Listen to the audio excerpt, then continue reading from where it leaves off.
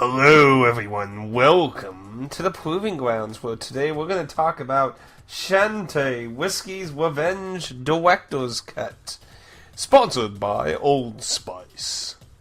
That's the deodorant for gamers.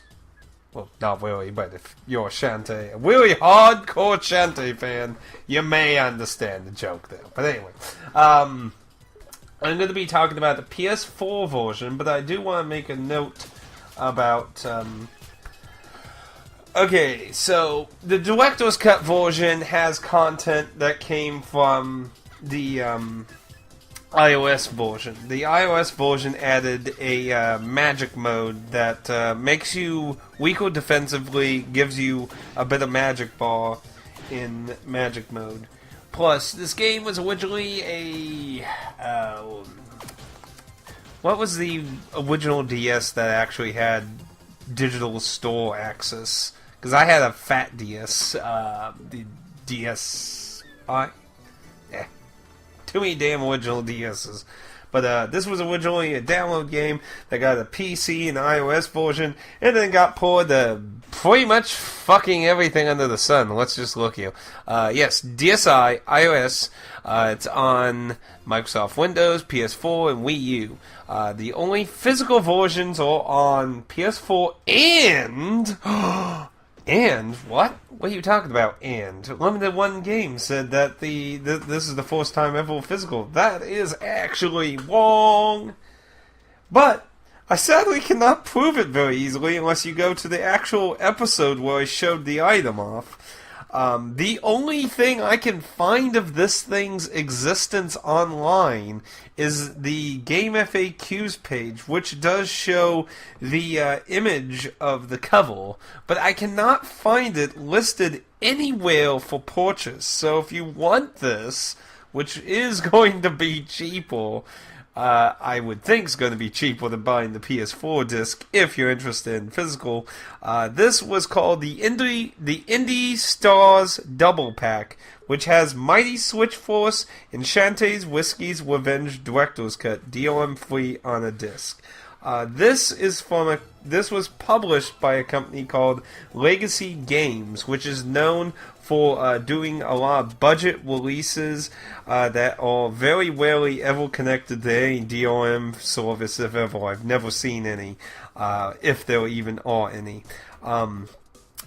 I can't find it on the website, I can't find it on Amazon, I can't find it listed anywhere under the shopping tab when I Google either the Mighty Switch Force Shantae Whiskey's Revenge or the Indie Star Double Pack, or I cannot find it besides the mentioning of it on like the GameSpot, which makes sense because they own Game FAQs. Game FAQs has a page thing for in that, so that's kind of a shame. This was, I believe, only $19 at Walmart. I saw it at Walmart, and it was before Limited One Games made a deal with Way Forward, which the first time I asked them about it, they said they were going to look into it. Then one of my viewers brought it up, and I tagged them, and I said, yeah, I asked Limited One Games about it. I hope it's going okay. And they actually responded saying that they never got word back from Way Forward, and I tagged Way Forward in it, and Way Forward response said, oh, send us a message at this email, and bam, we got physical versions. I solely take credit for that with my viewer. You know who you are. We made it! No, I don't know. I'm sure other people asked, but this came out before that. So, well, obviously I'm not too worried about the Shantae Whiskey's Revenge for my own book. It's still, as far as I'm aware, the only physical version of Mighty Switch Force, but I'm probably going on too much about this. If you're interested in this item, I don't even know where to point. Like I said, it's published by Legacy Games, and their website does not even have a store page, nor does it even list the majority of the things they have published. So, I don't know. I found it at Walmart, where all the search and find games are. That's where it was in my Walmart. That's probably the best I'm going to really have to give you, though. If anyone's actually interested in it, I haven't seen it for a while, but if I see it again, I can grab a copy for anyone who's interested in it. But anyway, moving along. So, Shantae Whiskey's Revenge is a sequel to Shantae, which was a Game Boy Color game. I've never played Shantae. I've always wanted to play fucking Shantae, but I can't ever get a version of it. It's like $300 fucking dollars. Right now, I'm trying to plan this idea to try and get way forward in limited one games to maybe try and make a 3DS cart of it. I've always asked limited one games, and they said they're not sure if they can really do that. So I've been making this plan to try and get way forward to look into this kind of idea. Because just imagine how many might be sellable. A game that's like $300 on the internet. This is a once in a lifetime chance to get a physical version of something so fucking well. I've never seen a Shantae cartridge in person ever. A very underrated game, sadly, for its time. I've always wanted to play it. It's really sad that I've never can find it within any humanable play. Like, I wouldn't mind paying $60 or something, but fuck. $300, you crazy. Fucking scalpels, man. But anyway, Whiskey's Revenge is a sequel, and it's continuing the story on it. Overall, you don't really need to know the story of Shantae's first game to really grasp the characters in this game. Basically, Whiskey Boots was the villain of the first game, and, well, I think the title says it all. She wants revenge, because you fucked up her plans, so she goes out for this said revenge. The graphics are very retro. Like, this game was originally a DSi game, like I said, so they did some touches, obviously, in later versions, and the profile images that come up when people are talking, I think, will update to look way better on later versions, unlike the DSi and iOS version. Now, there is a functionality in the game that only, as far as I'm aware of it, only works with the DSi version. There was a shop that does nothing in any of the other games. That has a unique sprite, if I remember quickly.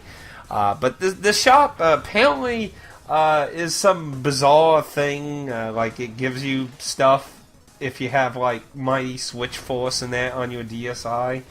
So it's kind of like whipping off Psycho Mantis, I guess you could say, reading what games you have. So basically, if you have way forward games other than Whiskey's Revenge, it recognizes them and does stuff, and that functionality doesn't exist in any of the other versions. It's just a shop wadding there wishing it could do something. So that's not like a huge end of the world loss. Shantae's Whiskey's Revenge is a side-scroll platformer. I would not describe it as super hard. I would describe it as a very smaller vision of what Shovel Knight turned into, because it gives you a lot of the same freedoms on the stuff that you can collect to make your kill better or not mandatory, so you can stay in certain stages of weakness to make the game harder, give yourself challenges, or gather everything. And the game also offers some image rewards at the end. If you were to look at the trophies and that, you would maybe get the idea there's multiple endings, but there's actually the same ending. You just get a different little picture reward, which kind of reminds me of like the wanking in some of the early Resident Evil games. They gave you a few different images based on your wank. I remember that specifically in Resident Evil 2 specifically. I'm not sure if Resident Evil 1 had that. I remember 2 had a few different images based on your wank.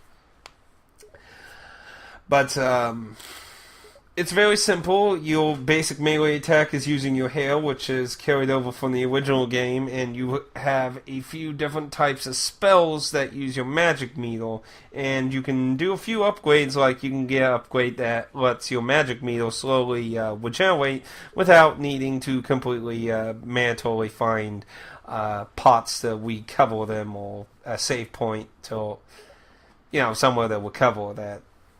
which of course makes the magic way easier when you get that regeneration upgrade. Interestingly, though, they make it where you can't just simply, like in a lot of old NES games, where you could just grind out shitloads of money and buy all the overpowered stuff if it's available somewhere early in the game, just overpriced.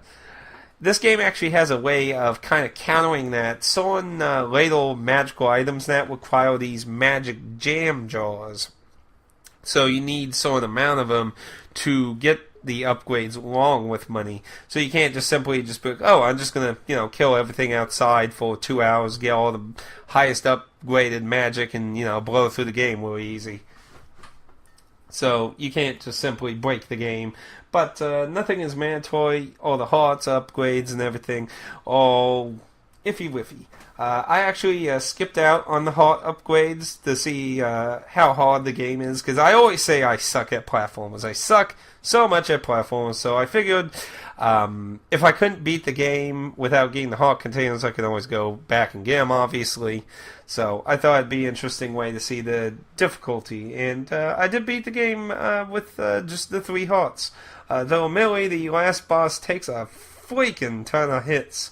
I can't really imagine doing that fight in a perfect one myself. I could see really hardcore platformer people doing it, but I cannot see myself doing it. But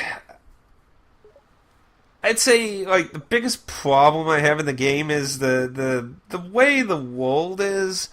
It doesn't have a lot of dungeons. This isn't a really long game either. Obviously, it was originally a DSi game. It wasn't going to be big, obviously. I do like the graphic style. It's very detailed in the animations. Not to go into Pacifics, but the animations are very nice. I like how all the characters are very active. They're very motion. They have a lot of spring in those steps, and maybe other bad me. Anyway, on top of that, you do have. I'm assuming this was in the original game. I've never watched a walkthrough or guide or let's play the original game, so I'm not sure what things aside from her hail attacks or from the original game. She's a belly dancer genie, so she can do transformations. She gets a monkey, an elephant, and a mermaid form that help add on some of the exploring, puzzle solving, and they all gain additional abilities that further involve your platforming, puzzle solving, and that. So it's a pretty standard game. Has a pretty nice variety of things. It's not too overcomplicated, but just enough to add a little uniqueness in that. And for a game that was originally a DSi game, remember I'm playing the PS4 version, I have to say it's a pretty impressive game for its time of when it was released. I really did enjoy it. I think the difficulty is very, very decent, and like I said, similar to Shovel Knight, you could gather all the stuff and make the game vastly easier. I did not buy level 3 magic, which is the highest range of magic I had. I think I had the lightning of the ball level 2, and I didn't get the fireball level 2. I didn't have enough jam jars. I didn't collect everything, but I like to think I spent a decent amount of time exploring. There's a lot of hidden stuff. That's definitely, if you like looking for a lot of shit, there's a lot of hidden stuff and backtracking for certain items that you get to do in the game. I liked a lot of the silly shit too. The dialogue was enjoyable. I liked the dialogue. The ending, I was expecting there to be multiple endings because of the trophies, so I was a little disappointed on that regard that it's all the same. It kind of ends on a sour note, which does make me curious of what the third game, Pirate's Course, goes about, but we'll talk about spoilers, obviously, when we get there. But overall, if you're looking to grab a copy of Shantae's Revenge, I think it did get added to GOG a year or two ago. Yes, you can get Shantae's Revenge on GOG DRM free for $9.99, which is a great price digitally. If you want the PS4 physical edition, good luck getting it anywhere under $100, because currently it's floating around $130, and there's only 3 of them currently listed. Good luck on that if you're interested in that. That's why I just basically decided just to buy all the limited one games, because to be honest, my taste in games has always changed growing up. Like, I grew up being simply just into RPGs, really, and, you know, I've, like, survival horror games I only got into, like, around the PS2, somewhere in the PS2's lifetime. I started actually getting into survival horror games, which beforehand I had zero interest in, so, you know, and, like, stuff like Cave Story. I love Cave Story. It's so freaking hardcore. But, anyway, so I pretty much just been buying all this stuff just in case I ever change my mind on a particular title's interest. But, yeah, Scalpels are really fucking assholes with their releases. If you want to get this PC Indie Stars double pack with Mighty Switch Force, so you're getting 2 physically on a disc, DRM-free, I'm not sure what to really say. I haven't seen it in Walmart since about a month since I bought it. After they ran out of copies, I haven't seen them restocked. I literally cannot find it anywhere on the internet. So I honestly don't know what to recommend for this version. I really don't know. It's really a shame because physical-wise, that would be a big save of money. Plus, you know, 2 games for $20, so basically $10 each. That's a great price still. How can you argue with that? And I haven't played my Switch Force yet, though. Definitely interested in playing it. Shantae's Whiskey's Revenge, I do want to note, was the first time playing a Shantae game, in case that didn't seem obvious. I really enjoyed it, and I definitely look forward to trying out Pirate's Course. I did back Half Genie also, which I plan on getting a physical version of that, because so far I've not gotten my Steam code for that, even though I backed for it yet. But, you know, they had a lot of backers, and they were slowly trying to get things straightened out, so... And besides, when they announced the physical versions, of course I took more interest in that anyway. So, whenever I get that Steam key, I'll probably give it away. But anyway, I definitely look forward to checking out the other games and that. So, I definitely recommend... like, honestly, to be honest, like, when I was saying, like, Oxenfree might be just a little overpriced, to be honest, I wouldn't mind paying $20 for Shantae's Whiskey's Revenge.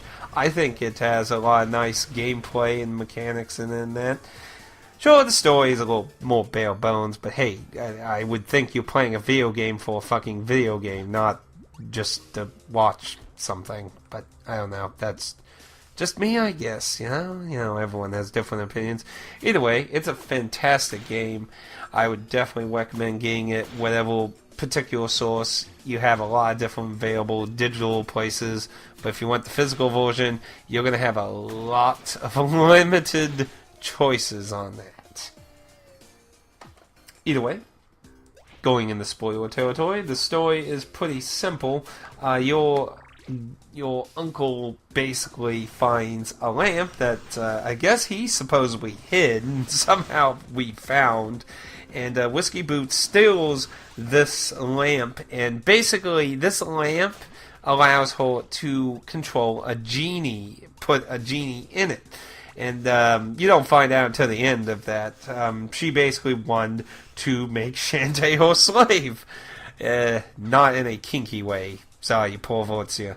You're going to have to go to Wool 64 places for that. Or whatever the hell Wool it is.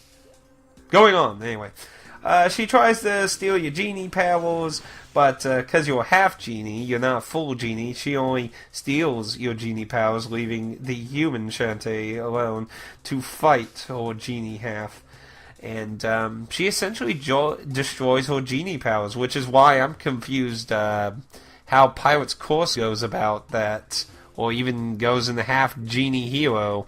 I'm not really sure how that goes that way, whether she becomes more of a fighter. I mean, she does have a sword on the cover for Pirate's Course, so I'm not quite sure how it goes into that. But I definitely look forward to dipping into it, since it was a much bigger experience from what I understand. That was a 3DS launch game, I believe, if I remember correctly, too. So it had a lot more room and potential to be a bigger game. So I definitely look forward to trying out Pirate's Course. But those are all my thoughts. If you like what you look at, I definitely recommend it. I really enjoyed it. It's not, I wouldn't say it's as tight as Cave Story when it comes to, because I know I have a very picky platformy kind of taste.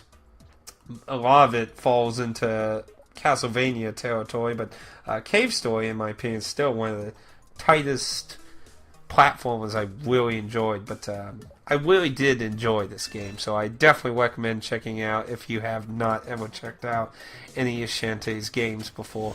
Obviously, because unless you pirate it, the first one's not an easy one to, well, I mean, pirate it or buy it digitally on, I believe, let's see. Wow, apparently, what?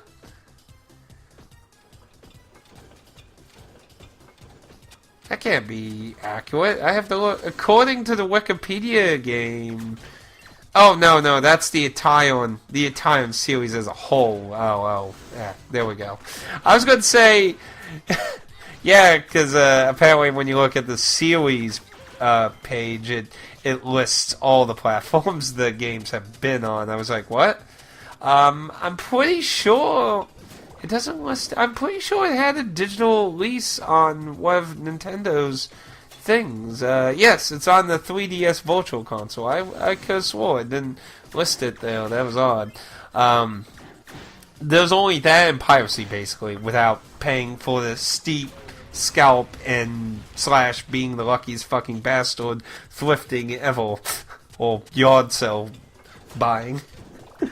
But I definitely recommend it. Anyway, I know this was a little long-winded with a lot of recommended. I hope you enjoyed the video. Leave the proving grounds and don't fucking look up any of the World 34, whatever the hell rule it is, you damn perverted genie perverts! Praise the lamp. Na na na na na na na na na na. Da na na na na na na na na na. Oh na na na na na. Old Spice. Ah shit, it's still going. Whoop. 私の作った朝